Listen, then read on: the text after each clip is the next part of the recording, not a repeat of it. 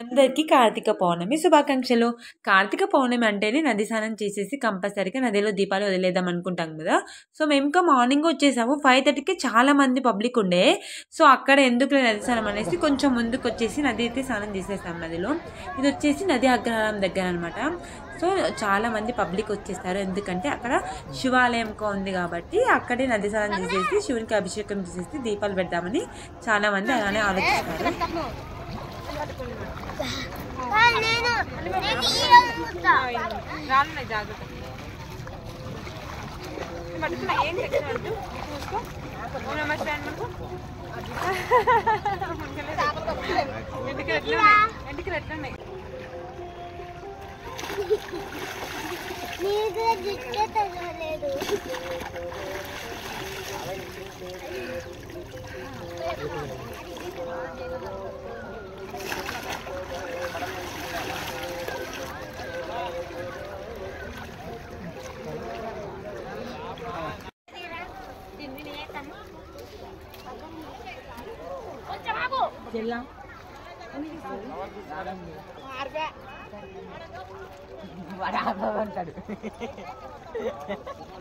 అయిపోయిన తర్వాత ఇంకా మనం ఏం చేయాలంటే ఆ ఉసుక తీసేసుకోవాలంట. ఉసుకని మనము గంగమ్మ దేవిలాగా భావించి అలా గంగమ్మకు పూజ చేయాలన్నమాట మనము.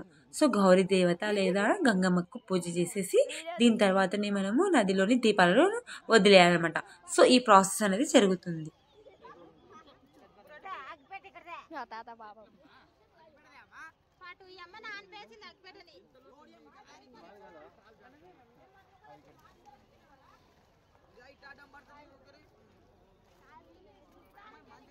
మీ కూతురు ఏం అడగుతుంది?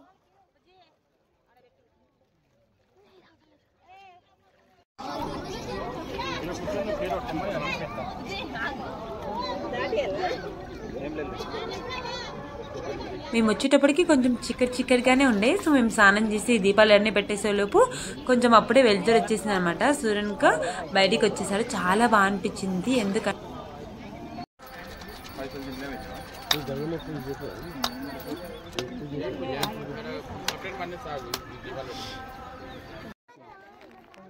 వస్తున్నప్పుడు మంచి సన్నకు వస్తున్నాడు. ఇంకా ఇంత మంచి చేసినారు మీరు ఫ్లవర్స్ చేసి మధ్యన మంచి